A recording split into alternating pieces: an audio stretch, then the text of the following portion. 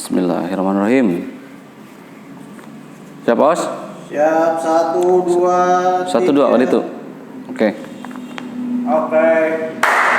Ya, Assalamualaikum warahmatullahi wabarakatuh, teman-teman kreator semua, teman-teman baik dari Subang maupun luar Subang. Saya di sini akan coba membacakan petunjuk pelaksanaan dan petunjuk teknis lomba foto dan video Pesona Kabupaten Subang 2020. Dari hasil beberapa obrolan dewan juri dan teman-teman kreator lainnya, ada beberapa pertanyaan dan ada beberapa petunjuk yang harus dijelaskan. Di sini saya coba menjelaskan hasil rundingan dari teman-teman dan pihak-pihak yang terlibat di lomba ini. Ada ketentuan lomba, ada ketentuan teknik peserta, ada ketentuan karya, ada teknis pengumpulan karya, kriteria penilaian dan penjurian, bahkan hadiah.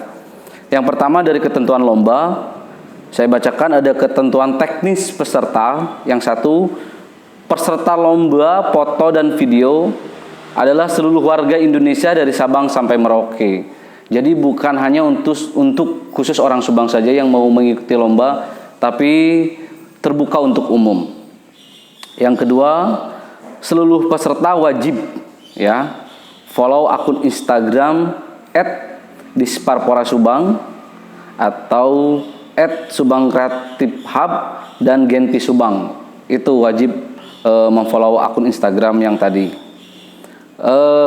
Selanjutnya yang ketiga, selama periode lomba akun Instagram peserta lomba tidak boleh diprivat, tidak boleh diprivasi karena itu ada bentuk penilaian dari dewan juri.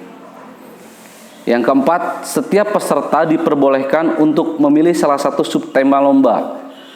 Mau destinasi wisata, budaya, ekonomi kreatif, dan boleh ketiga-tiganya. Jadi kalau ada yang nanya, banyak yang nanya ke Creative Hub, itu yang ikut harus 3 foto 3 video? Enggak, boleh.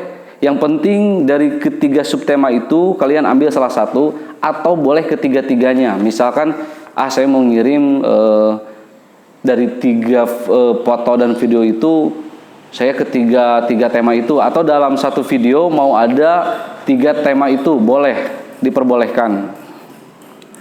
Jadi yang mau ikut yang mau ikut 1-2 foto atau 1 video nggak apa-apa.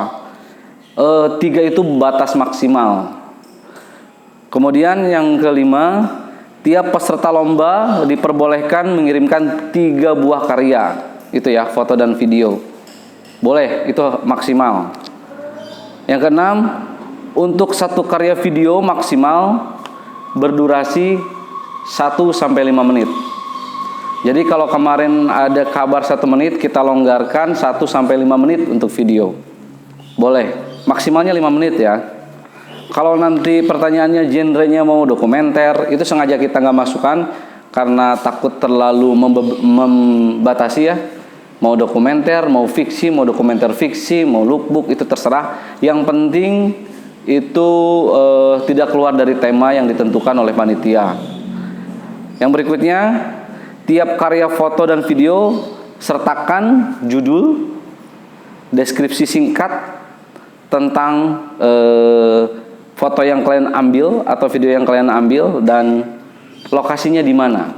Jadi saat kalian ikuti lomba, apa judulnya, terus kasih deskripsi singkat dan lokasinya di mana. Kalau yang berhubungan dengan wisata atau ekonomi kreatif maupun budaya, pasti ada lokasinya ya. Yang berikutnya, poin berikutnya adalah ketentuan karya. Karya foto dan video adalah karya orisinil peserta lomba, belum pernah dipublikasikan dan belum pernah diikut sertakan dalam perlombaan sebelumnya. Saya garis besarkan, jadi untuk foto dan video belum pernah dipublikasikan itu saya anulir ya. Boleh dipublikasikan, yang pernah dipublikasikan mau tahun 2000 berapa gitu. Kalau temanya masih masuk, sangat boleh. Yang penting itu belum pernah diikut sertakan lomba. Jadi kalau karya kalian pernah diikut sertakan lomba atau pernah menang lomba, itu tidak boleh. Karena kalau pernah dipublikasikan sebenarnya sama juga sih. Kalau pernah ikut lomba kita nggak bisa ya kalau karya itu, dan kita sebagai teman-teman dari panitia tidak tahu juga itu pernah dilombakan atau tidak. Tapi nanti kalau ketahuan, nah itu bisa dianulir. Jadi mohon karya yang belum pernah diikut lombakan, kalau pernah dipublikasikan nggak apa-apa, kita kasih kelonggaran. Karya foto dan video tidak mengandung unsur sara, udah pasti, karena tidak boleh bersinggungan dengan hukum dan undang-undang.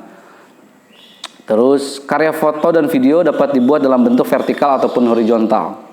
Paham lah ya, karena kita publisnya di Instagram. Jadi mau landscape atau potret terserah kalian, tapi kita tidak terlalu menjurus kepada genre tertentu. Yang 4, tidak diperkenankan untuk foto mengedit terlalu berlebihan. Kalau udah yang sering, mungkin yang diperbolehkan itu basicnya saja. Kalau teman-teman foto pasti udah paham ya. Video sebebas mungkin, tidak membatasi asal tidak keluar dari subtema kalau untuk video. Jadi untuk foto tidak boleh ada tambahan foto yang lain atau objek yang lain. Misalkan kalian gambar foto apa, di sana ditambahin matahari, awan. Sebenarnya objeknya misalkan curug gitu. Untuk foto ya, kalau dasarnya boleh. Pencahayaan, tentang kontrasnya, teman-teman lebih paham lah ya. Panitia yang berikutnya, panitia mempunyai hak untuk mempublikasikan karya foto dan video yang sudah terpilih, yaitu 20 peserta, untuk menjadikan bahan promosi Kota Subang. Jadi dari berapa ratus orang atau berapa ribu orang yang ikut lomba, nanti akan dipilih 20 peserta terpilih.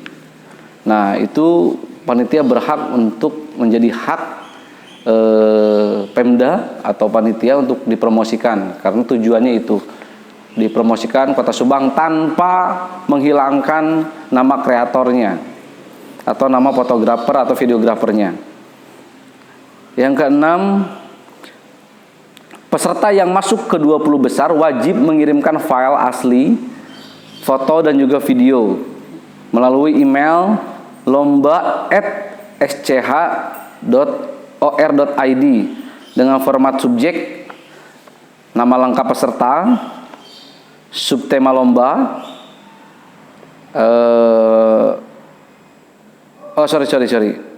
ya itu nama lengkap peserta dan subtema lomba. Untuk video yang berukuran besar bisa kirim melalui link Google Drive-nya aja. Yang penting ada nama lengkap peserta sama subtema lomba untuk 20 peserta yang terpilih ya.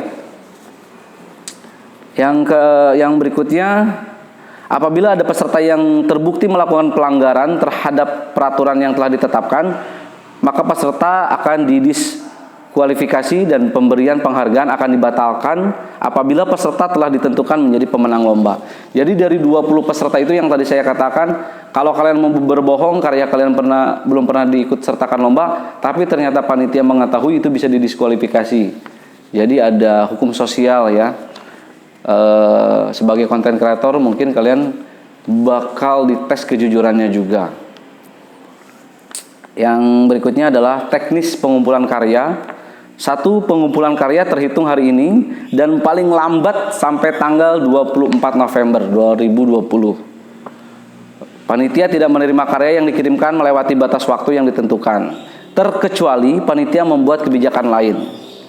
Misalkan dari tanggal 24 itu panitia membuka lagi 1 hari karena ada kebijakan lain, atau 2 hari, itu akan nanti dirembukan dengan teman-teman. Tapi untuk karya foto dan video ini kita sudah batasi di tanggal 24 November 2020. Kenapa harus ada kebijakan? Mungkin terkait kendala teknis dan lain-lain. Kalau misalkan nanti dibuka, kalau tidak ada ya berarti batas waktunya tanggal segitu. Yang ketiga, setiap karya yang dilombakan baik foto maupun video wajib ya membubuhi mention ya, nanti ditulis mentionnya @genpisubang untuk Instagram ya, ada di Disparpora Subang, dan harus pakai hashtag Disparpora Subang, Subang Creative Hub, hashtag Wisata Subang, dan hashtag Lomba Pesona Kabupaten Subang 2020. Inti kenapa harus mention dan hashtag ini untuk memudahkan Dewan Juri untuk menilai penilaian. Ada kriteria penilaian.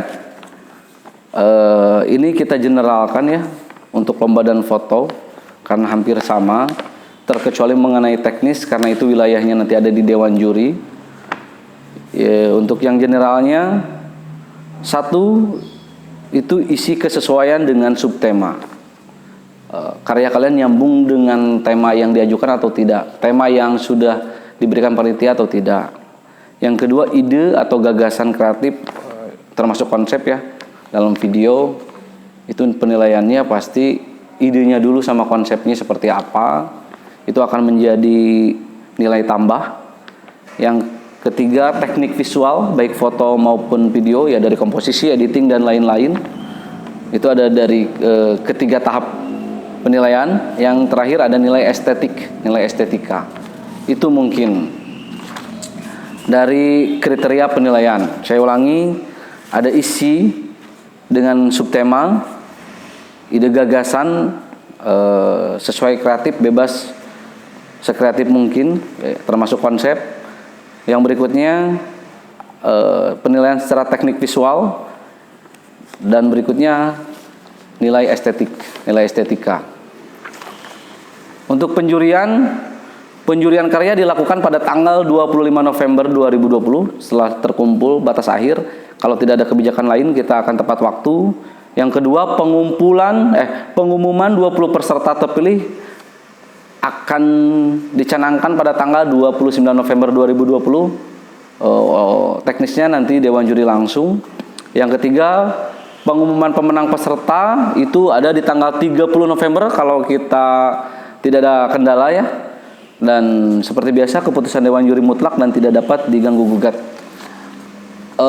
Dari ketiga dewan juri ini ada Kang Oke, ada saya, ada Marki, dan saya tambahkan ada 2 shadow dewan juri untuk keseimbangan, dan saya tidak bisa sebutkan itu di luar kota, dan dia para ahli baik dari videografi atau fotografi. Kenapa kita tidak sebutkan? Karena takut ada unsur kedekatan, karena kita pun sama dari 3 dewan juri yang 2 asli orang Subang, 1 orang Bandung, dan 2 lagi itu di luar Subang, ada Jakarta dan Bandung juga.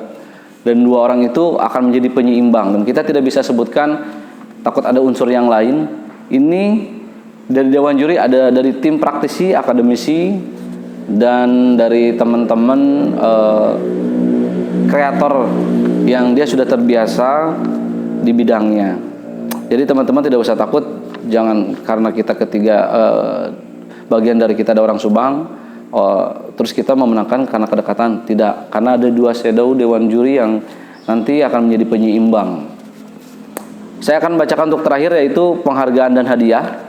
Untuk foto dan video semuanya rata karena ini kebijakan dari pemerintah. Juara 1 mendapatkan sertifikat dan uang tunai senilai uang tunainya 7,5 juta. 7,5 juta.